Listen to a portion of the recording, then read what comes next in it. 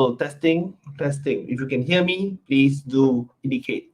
So can't really be sure whether or not the voice is going through, even though I tested it. These are the challenges of doing a solo stream. So yeah, let's just dive into today, episode 53, the art of listening. So can you hear me? All right, let's just dive in. First up, let's just let everybody know Clarity Edge, what's it all about. We have new content every Tuesday, basing on clarity, simplicity, and profitability. Check us out on YouTube, as well as our private Facebook page, Clarity Edge. So if you're tuning in for the first time, do head over to these platforms and join in the community, right? Future content will be coming in whenever, right? So let's just dive in. First thing, what will we be talking about today? Today, the outline first thing is what does it mean to listen, to truly listen? How to make listening even more valuable as a skill, regardless of whatever aspect you are in your life. Whatever business you are doing, whatever business you are in, you work with people, or even whatever job you're in, you work with people. And when you work with people, it's important to understand how listening works. There is a saying that some people are better at it. Some people say are naturally good listeners. Some people talk more than listen, but it's not necessarily true. We will understand this together, or at least we will share about how I understand it as different. Okay, so yep, that's that. Then we'll talk about some applications, how we can immediately apply some of the concept that we will be covering here today. Okay. All right. So what does it mean to listen? Right. If you are here tuning in for the first time, do type in the chat. What does it mean to listen? What does listening mean to you? Even if you're viewing this later on YouTube, yeah, I'm interested to know what does listening mean to you. Yeah, do just share. Now, for me, when I first learned about this concept of listening, which is very different from hearing, like listening is a full body, full soul experience for you and me to basically to understand, right? So what does it mean to listen? Okay, hearing versus listening. Now there's a big difference. Can you hear me? Is an audio experience, is basically science. Now listening is the art of processing the information that's coming to you via your, well, ideally your eyes, your ears, well, sometimes even your sense of smell, sometimes even your sense of touch, right? Their reaction to you. So essentially, listening is a full body or a near full body experience. So understand this. Listening is a near full body experience, whereas hearing is merely processing the information. There are many cases when people hear but do not listen. People hear, listen, but do not understand. People hear, listen, understand, but cannot discover its relevance to them. Right, so we want to talk about processing information for the benefit of the other party. Okay, so understand how listening is about it's a matter of science. Like, can you hear the sound? And listening is a full body experience, trying to fully map their worldview into your inner being and trying to hold two perspectives, which goes on to the second point, which is holding different perspectives as a listener. Now, what does that mean, to hold different perspective as a listener? There is a saying somewhere that the sign of intelligence is the ability to hold different perspectives without swinging to any one particular side. Now, for example, if I'm able to understand how a Democrat thinks, so I'm able to understand how a Republican thinks, I'm able to understand how these two elements come together, or how these two elements are in contrast to each other without necessarily being in any one camp, I have a degree of mastery of understanding. Now, it's not always you versus them. This world is actually not binary. This world is actually a spectrum. So the ability to hold different perspectives actually is very important. Why? Because if you don't have this ability and not willing to understand the other person's perspective, as you are listening to them, you are disagreeing or agreeing with them as you are processing half the information they're giving you, or even less. Sometimes you even come to the conclusion before you even reach the point where you can actually have a meaningful engagement.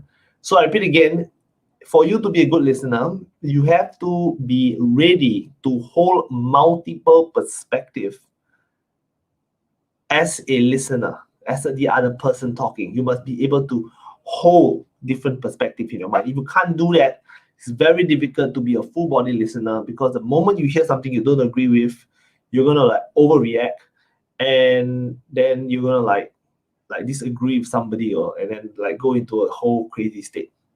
All right, so different perspective, important as a listener.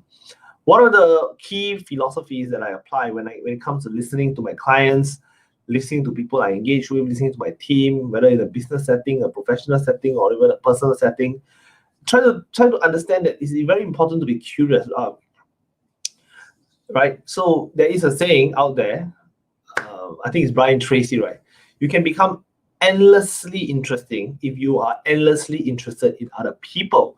Right? One of the reasons why people love hanging out with you, making friends with you, spending time with you, because you seem to be endlessly interested in the other party, right? So when you're endlessly interested, guess what? You will appear very interesting to other people because you're interested in them, you're really curious, and you're genuinely curious. You're not curious with an agenda, you're not here to find something out about them, you're trying to dig something, you're not trying to like understand how they think because you want to like pull a fast one on them or something like that. You're just being curious because you are just curious. All right, just understand that perspective, okay? Right, being endlessly curious, that's important. Now, how to make listening as a skill even more valuable, okay? We understand the difference between hearing and listening. So hearing, again, as I mentioned, is just an auditory stimulus, whereas listening is a full body experience. But you can't just listen passively and listen to the other guy rattle on his worldview and talk about his crazy conspiracy theories or his opinions, right? Just sit there and just process all the way. You have to position yourself in such a way that you're able to influence the direction of the entire session. Okay, so how do we do this, right? How do you make your listening more valuable? First point, ask the right questions. Okay, don't ask personal questions if that's not the setting. Ask questions that expand the conversation instead of limiting the conversation. So if somebody comes up to you and say, hey Vernon, or hey John, I am actually thinking of exploring investing into precious metals. Okay, this is my thought process. I'm thinking of going to precious metal as an investment vehicle. Your response should be, oh, John, what motivates you to select the asset class? Not, hey, precious metal, slow poke, man. You're gonna take forever to make your money, right? That's not the right way of responding to the statement. Or like, hey, are you stupid or what? Why do you want to invest in something like that? So that's that's a bad question. Are you stupid or what is considered a bad question? Okay, so just understand, ask the right question. The question should expand the conversation instead of limiting that. The conversation should not like go into, you shouldn't go into like limiting them. You shouldn't personally attack them. You shouldn't hurt them, in the question, in the way you ask the questions. The questions should flow. Okay, so that's basically the right question. Next, ask progressively deeper questions. Okay, so the questions, when I mean deeper questions, I don't mean increasingly personal or increasingly sensitive questions. I mean questions that deal with motivations, philosophy, perspective, right? Don't ask questions like, hey, do you like blue or green? I like blue. Do you like blue too? You don't like blue? What do you like? You like green? Oh, okay, green's nice too.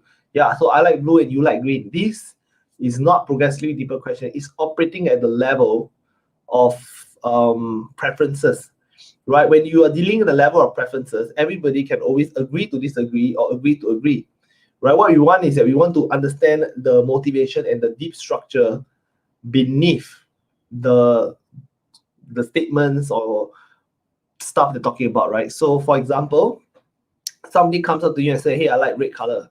I said, oh, red color? Have you always liked red color?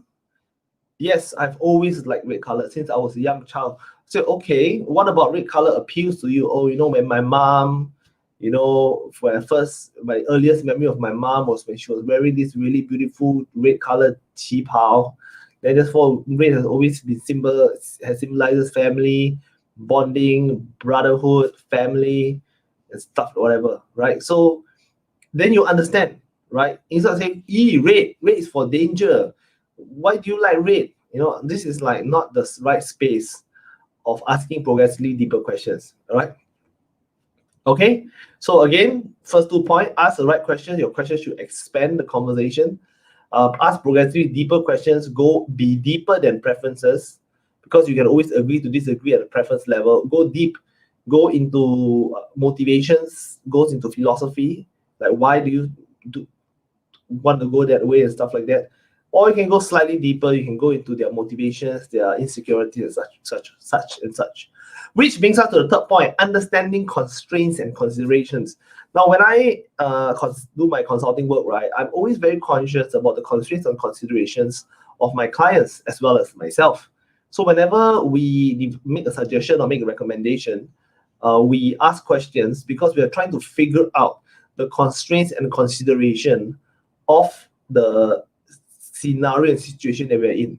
So, for example, we are in a room and then we are trying to have a discussion about how we're going to get out of the room. Example, it's a locked room, and then the key is like high above the ceiling. So we're like, okay, let's figure out how we can reach the key. And then we just look around, everybody is short, right? So definitely the moment we look around, everybody is short. We know that nobody can just reach out and grab the key. We start understanding that is a constraint, right? And we are just consideration. Then we understand whether it's dangerous. Can somebody carry somebody else? Will somebody get hurt in the process? How much time do we have left before we can get out of the room? Are there any tables, chairs, ladders, any cupboards we can climb on and stack on and move? So you got to understand the lay of the land and the play, right, as you ask the questions. So your questions should go deep to understand motivation, but it should also skirt around the chessboard to find out how big the chessboard is. Right? This is the objective of making your listening more valuable, because you're already trying to listen, right? You're already putting your soul and your energy and your effort into the conversation so you can listen really well. However, right, if you let the other party just talk whatever they want to talk about, guess what? That 1 hour or that 15 minutes or that 45 minutes that you're going to invest together, you're not going to make their listening skill very valuable, because they're just basically talking in all sorts of directions. All right, so what we want is that we want you to go deep, right? Ask the right questions. We want you to go deep. Then we want you to ask progressively deeper questions, right? So that we understand their motivations and we know the constraints and considerations. Now, all of these is considered intelligence, all right? In the military, it's known as like military intelligence, right?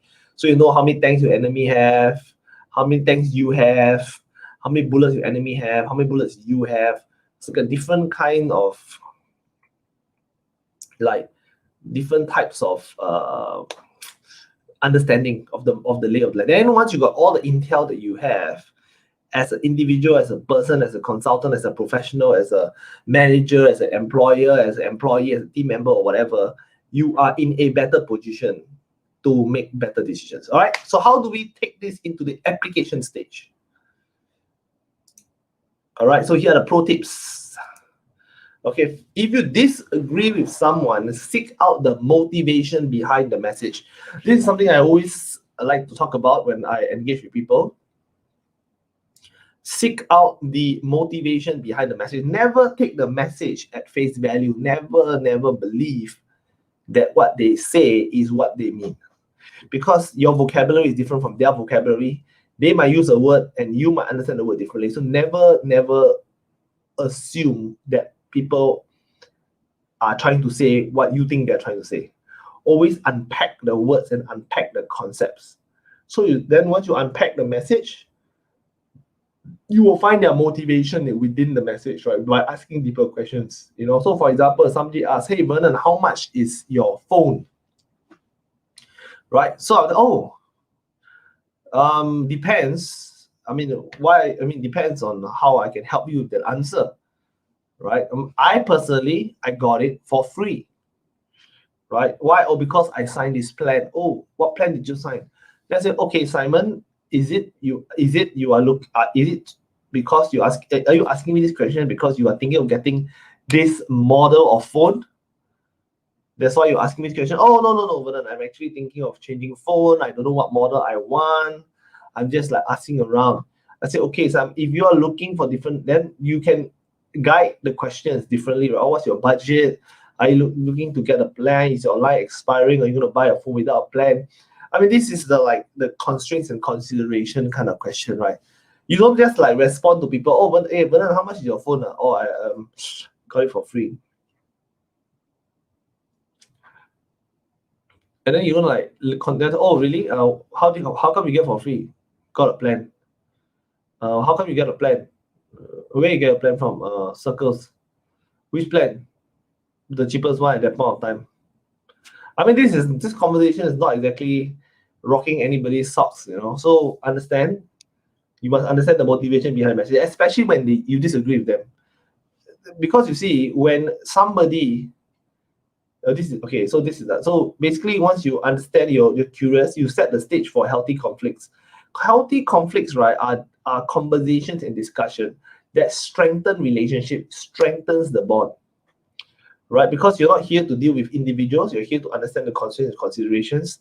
You don't tell people what to do, you make recommendations. Okay, so that's basically the difference, right? Next, when you encounter somebody who you disagree with or you think is completely like out of the world, what you should focus on is you should make sure that you are not the one that is wrong, right? Believe it or not, you can be wrong too, right? It's not always true. I mean, no matter how smart you are, you'll be wrong at something, right? So when you meet somebody you disagree with, guess what? It's an opportunity to confirm whether you're right, or it's an opportunity to learn whether or not you are wrong. So if you happen to be positioned in a situation where you might be wrong, learn and ask as much questions as possible. Why do you think that way? Oh, so you think the earth is flat? Oh, okay, why? Then go deep. Next, communication is a 100% game. Now, what does it mean? You gonna talk 100%. Your investment into the conversation means completely your job to make me understand you. It's completely my job to make you understand me and for us to get the message across. If there's a miscommunication, both parties owns it 100%. It's not 50-50. You have to process information for the other party to be able to respond in a manner in which they understand. If you're a really smart PhD, MBA guy, you don't go around and throw big words like umbrage around and then trying to impress or intimidate people to not respond to you. What you need to do is you need to speak in such a disarming way that people actually feel that they are more intelligent than you or more well-connected than you or more valuable than you. Then they'll be very comfortable to share and be themselves. They won't be intimidated, right? So try to be easygoing, try to laugh at yourself, be confident, okay? Just be confident with yourself, right? Don't take yourself too seriously, because if you if you're a smart guy or you're a well-educated guy, you're a doctor, a PhD holder, master degree or whatever, and then you're just going to swing your titles around, people will feel very intimidated and they won't be able to open up and go deep or go wide in terms of the way they respond to your question, because they're always afraid to sound stupid or appear stupid. So just be cool. Understand that you need to speak at the capacity that they can actually process, right? If somebody is too, no, if the person is too intelligent, he will easily understand you, okay? I've spoken to really smart people and they could understand me easily, right? Because I'm not as smart as them. Now, if you are a smart guy, you need to be able to process your information in a way that other people can understand, ask your question in a way that people can respond, right? And explain to people why you're asking that question, and you can create healthy conflicts this way. All right, so that's all for today's session. All right, thank you all for tuning in for this week's Clarity Edge. You can check out our huge library of videos happening on our YouTube. Please do subscribe on our YouTube channel. You can join our private Facebook page as well, where we have some random stuff over there for you to check out. With that, thank you all so much for tuning in, and I will catch you guys next week.